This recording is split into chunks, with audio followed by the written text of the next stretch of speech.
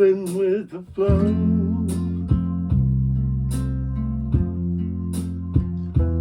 Going where the lonely go. Anywhere the lights are low. Going where the lonely go. Making up things to do. Not running in all directions, trying to find you. I'm just rolling with the flow. Going where the lonely go. I've got to keep going. I can't lay down. Sleep won't hardly come when there's loneliness all around. I've got to keep going, traveling down this lonesome road. I'll be rolling with the flow. Going where the lonely go.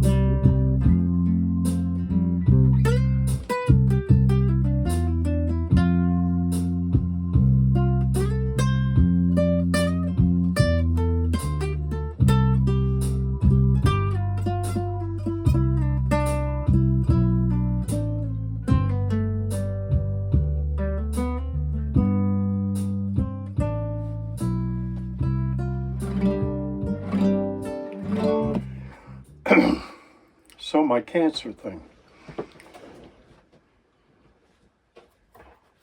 I had a doctor's appointment, and I had had blood work, of course. And he said my is it PSI or some kind of marker was up, which was an indication that the prostate, something might be wrong. So I went up there and talked to them, and they set up some testing. And then I did all that testing and found out that I have prostate cancer, stage 4 prostate cancer of a number 9 on the Gleason scale, which is some kind of, as far as aggressiveness, 10 is the highest, and mine was 9. So I had very aggressive prostate cancer. Stage 4, it had spread to my pelvic area. And then also they found that I have lung cancer in my left lung from that same testing. First, they decided they were going to do chemical castration. They gave me a shot which gets rid of my testosterone. And then I saw an oncologist, and he gave me another medicine, which is a pill that I take every day, which is also a chemical castration. And so I took this medicine, and then I started doing radiation treatments on my lung. And after that was finished, they set me up with, there were 4 of those. And then they set me up with 44 radiation treatments for my prostate cancer. So after about a week, I started getting really sick, like having diarrhea a lot and throwing up in the middle of the night and just feeling all torn up inside my guts. And they said that was normal. But I had no energy at all. So all I did was lay in bed and look at YouTube videos and read and stuff. And I did that for a couple of months. Didn't go anywhere, didn't do anything except for just go and do my radiation treatments. Grab onto something. It's my brother Benny. Hold on. Take it. Hey, big brother. What's going on? We were just sitting here messing around. I'm in Dr. Williams' office right now. She takes care of my diabetes. I really like her a lot. I haven't seen her in about 6 months. So, when I look at this, what this shows me is we're not quite where we want to be with your control. There's a lot of yellow, 17% within range, no lows, and quite a few quite high. Yeah. So the goal was to help with insulin resistance, so we didn't have to just increase insulin. The metformin does that, the pioglitazone does that to some extent. The insulin doesn't. It just helps overcome the insulin resistance. So the Mounjaro was really, I was really hoping to use that for you. Yeah. It's not an option.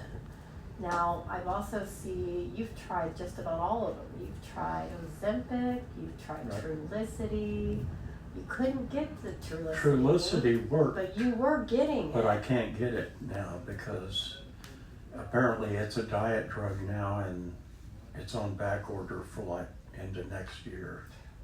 Yeah, I wonder though, when's the last time Oh, I forgot he had after school like academic practice, so yeah, we were running. Y'all ready to eat? Sure. You eyes always saves. I could tell you weren't feeling And even well. when I went to get blood work like a week ago, the lady behind the desk says, "Are you okay?" And I said, "Well, I'm kind of dizzy." She says, "You're white as a sheet." Yeah. And she called a nurse to come see if I needed a wheelchair, and I said, "I think I'll be all right." Yeah. So. I know you said you just needed to get your strength back. Yeah, and I think I am starting to. Good. Yay. Yeah. Not putting all that radioactive stuff in your body. X-rays. Yeah. You gonna change clothes or are you good? Okay. Oh, goodness. It was nice of your friends to come that day. I was surprised. It's very nice. It was really nice. Was Dee there?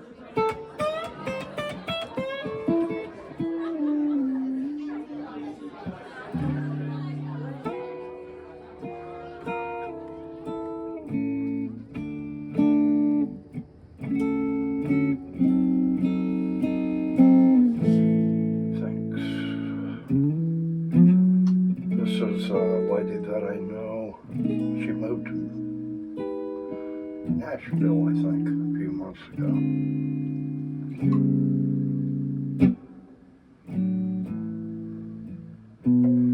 Hey, I'm doing okay.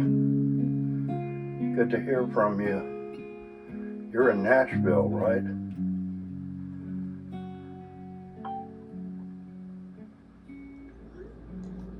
I like being alone. I like just sleeping, eating, playing the guitar when I feel like it. And that's what I want to do, and I just want to be content and happy for the short little time that I have left. You know, without any bullshit. You know, no controversy, no, you know, I don't want to deal with people. I got my little kitty cats, right, big bully. I do not like going to where my friends are playing music, even though if I go, they'll call me up to play, you know. But I just don't want to sit there in the fucking bar, you know, to wait to play or even just to listen to people play, because I'm just not into it anymore. That whole thing that I did my whole life seems like fucking bullshit now, you know. And I don't care about pleasing anybody else. I don't want another wife or girlfriend. Fuck that, you know. All they do is annoy me, you know. Anybody period. They just annoy me. I don't want to be around them. And that's just the way it is. I don't care what people think. But people still like me, you know. I mean, I get texts constantly, people wanting to talk to me. From people that live in other states and all around. Just constantly getting texts from people, and not about my illness, but even before that, it's like people seem to like me. I don't know why.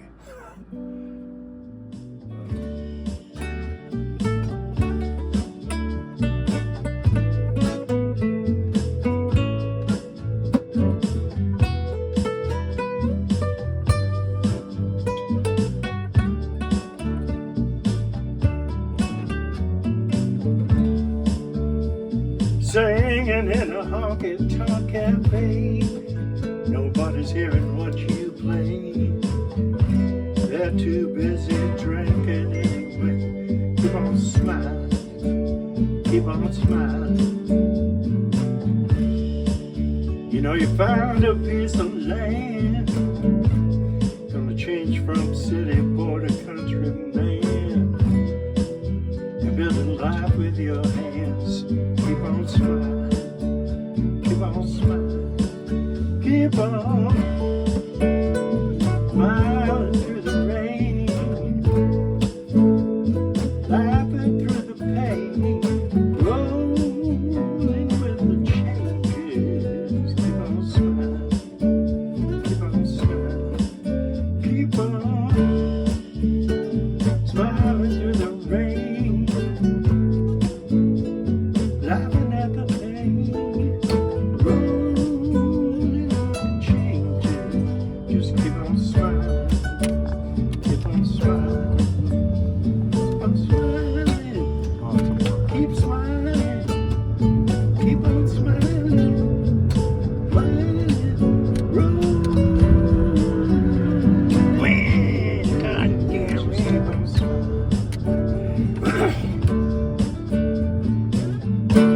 Well, you're hanging out at the local bar, and you're wondering who the hell you are.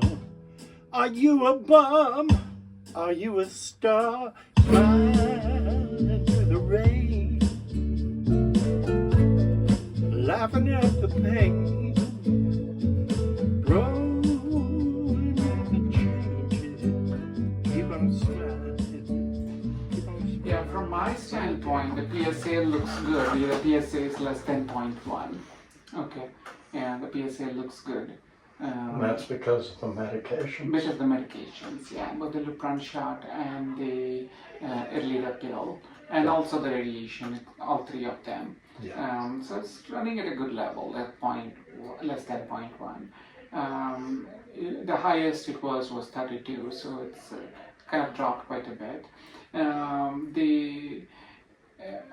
Because this cancer has spread to the bones, we don't think it's curable, but goal is to keep it in remission for a long period of time. That's what the goal is. And these treatments work well, but and hopefully they can keep you in remission for a long time. And the PSA is at a good level. The hormone level, the testosterone, we like to keep it low. We like it to be less than 50, ideally below 30. What So is little it, bit- 63? 63, but you just got the shot, so I'll recheck again in 3 months to see where you are with the testosterone. It's what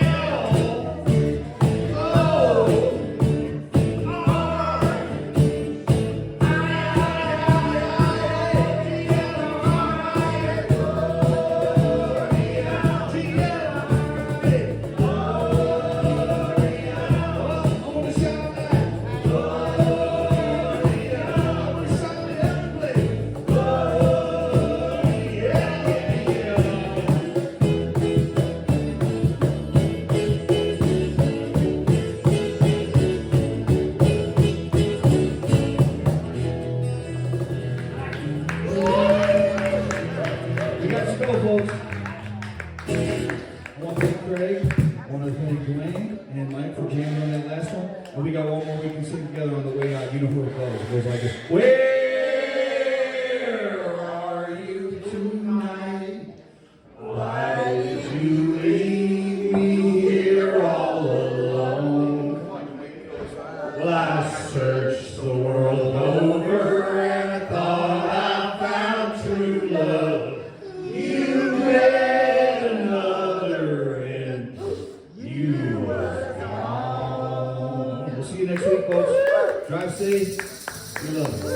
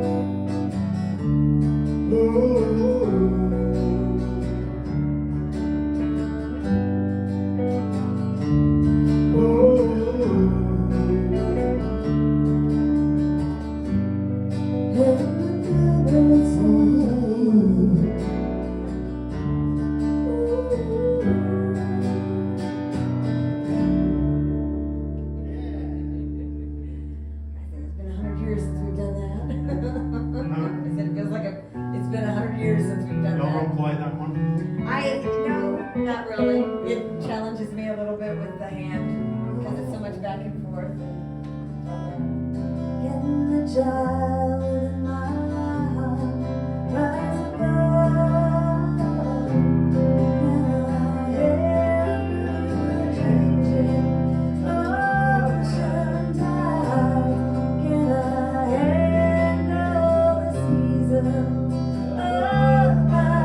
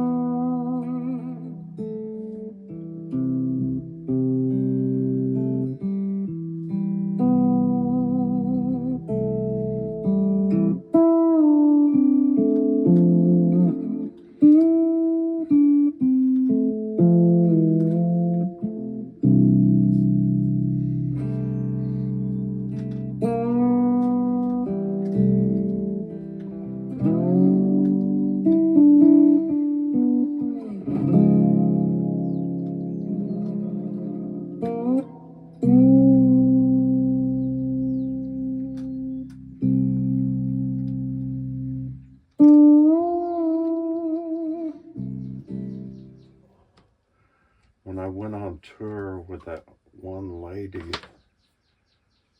we went all around, let's see, where did we play first? Coushatta Indian Reservation in Louisiana for a week.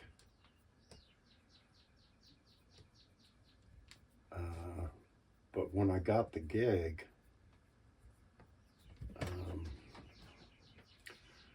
she played a whole bunch of disco and all kinds of like pop music, stuff that I didn't know at all.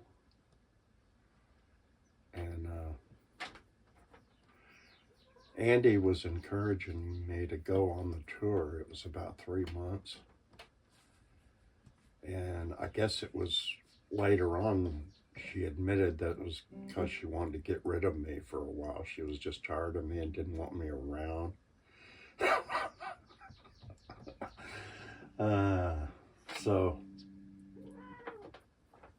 So I had to like sit at my computer. Get down!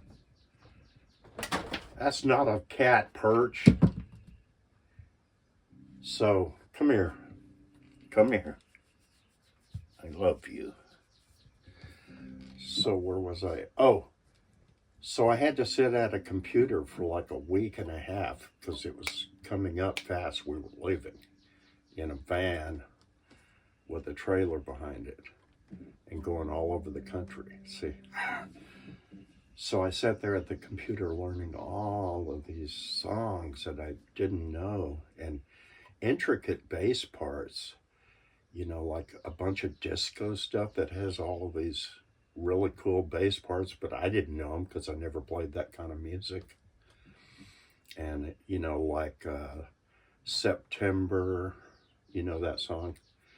Anyway, and Michael Jackson, Jackson 5, all the way up to like current stuff like, I don't even know, Lady Gaga and all of this stuff that, I'd never even listened to. So I spent a week and a half, like I would at the computer, working on learning this list of 120 songs. And like maybe about 12 hours a day sometimes. Take breaks, but that's what I did. That was my job for like a week. And my started having trouble like with my tendons or something, carpal tunnel or something. And right before I had to leave, I thought, God, I don't know if I'm going to be able to go and play. But to make a long story short, the reason I started playing this was because of that practicing and hurting myself by practicing 12 hours a day on the bass. I thought I need to find another instrument that I don't have to do this, that I can just kind of go, So I just started messing around with this. I hardly ever play it, but it's pretty. Don't you think?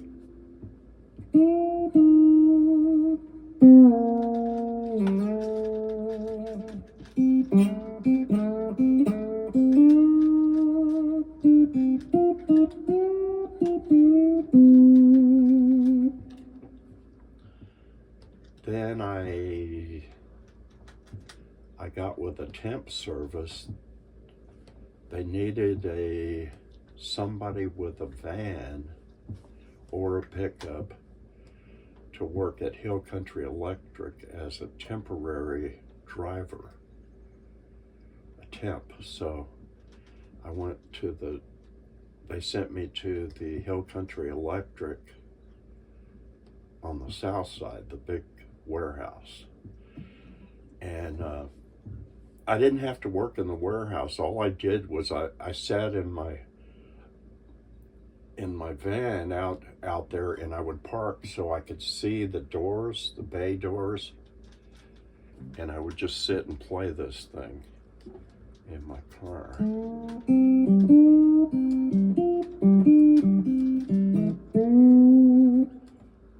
Well, I would play about twice a month with the DeWayne Davis band, where I would book a gig somewhere, and I had my regular guys that would come and play with me, the people that I liked playing with, Scott Davis, Randy Williams. Ara was sick then with frontotemporal dementia, and he didn't even know anybody or anything. And he was like a sweetheart of a person and a really good, steady drummer. But so I had a couple other people that would come and play with me then, because he couldn't play. And then I had some other gigs where I just basically played bass with different bands, just subbing like that. They would just call me. I wasn't a member. I didn't go practice with them or anything. They just needed me to show up and play and make them look good, and I got paid. And then I did a gig like that with this lady, Tina Jackson, and she's a dynamo of a entertainer, singer, really sweet, nice, beautiful lady. And so that's the lady I'm going to play with tonight. And that's why I took the gig, even though You know, I talked to her the other day and told her I was feeling a little bit better. And so she called me yesterday and said, can you play Saturday night? And I said, well, I don't know if I'll be able to sing, and I can play the bass. She said, okay. And she was all excited that I wanted to do it and everything, you know. So I just took the gig, even though it's going to be hard to stay up that late.